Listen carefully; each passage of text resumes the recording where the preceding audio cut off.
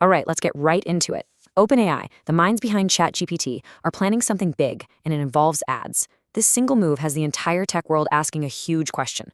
Are we about to watch OpenAI become the next Facebook? We're going to break down what's happening. For so many of us, ChatGPT has become this incredible tool. It's clean, it's powerful, and most importantly, it's ad-free. But that key feature, well, it might be about to change, fundamentally. And you have to wonder, what does that mean for the experience we've all gotten so used to?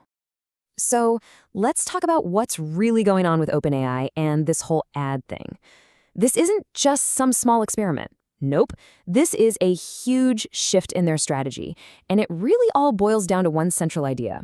Okay, so here's the official line from OpenAI's monetization lead. It's all about democratizing access. Look, running these incredibly powerful AI models costs a ton of money. The thinking is that ads could be the engine that pays for it all, giving free users access to the best, top-tier AI, not some stripped-down version. Now, to make sure things don't go off the rails, OpenAI has developed what they call the Trust Rubric. You can think of it as their North Star or their internal rulebook. It's basically a hierarchy of principles to guide every decision they make about ads.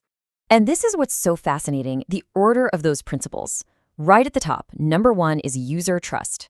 OpenAI is on the record saying that if any ad feels invasive or creepy, if it breaks that trust, it's out. It gets rejected before they even think about the money.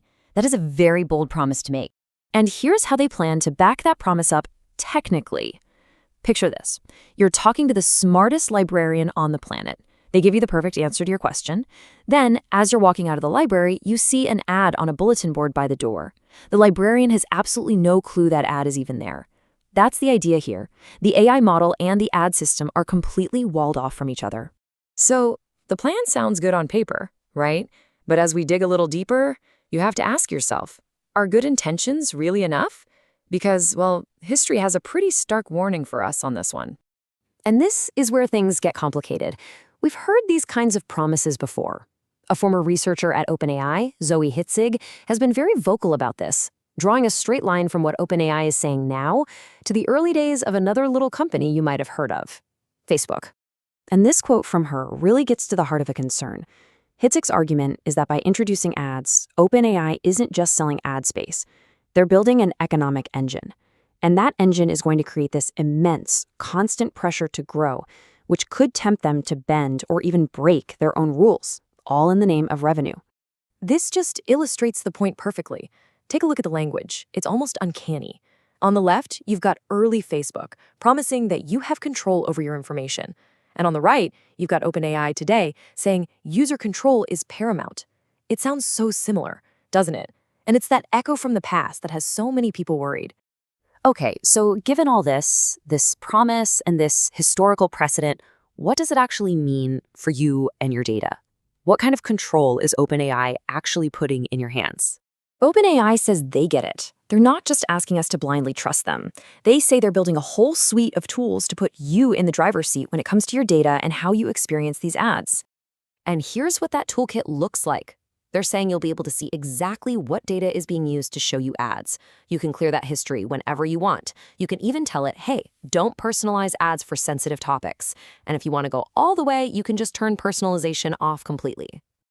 So, we've got the promise from OpenAI on one side and this warning from history on the other. For our last section, let's pull back and look at the bigger picture. What forces are really going to decide the future of free AI? While all the experts are debating this, it turns out the public has pretty much made up its mind. Recent research is stunningly clear. A massive 80% of people say they are perfectly fine with seeing ads on AI chatbots if it means they get to use them for free. The demand is not just there, it's overwhelming. And when you have that kind of consumer demand, it means the business opportunity is just astronomical. This helps explain why a company like OpenAI would be willing to wade into these tricky waters. The potential reward is almost too big to ignore. So what kind of scale are we talking about? Look at this number, over 2 billion. What is that? That's roughly the number of people who use Facebook every single day. That's the kind of scale and the kind of ad revenue that's potentially on the table here. It's a staggering figure. Which brings us right to the bottom line. OpenAI is standing at a major crossroads. Do they forge a totally new path, one that genuinely respects users while being ad-supported? Or does the gravitational pull of all those billions drag them down a very familiar and very controversial road?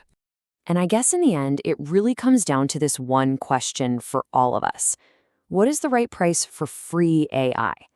Is seeing a few ads a totally fair trade for getting access to these amazing tools?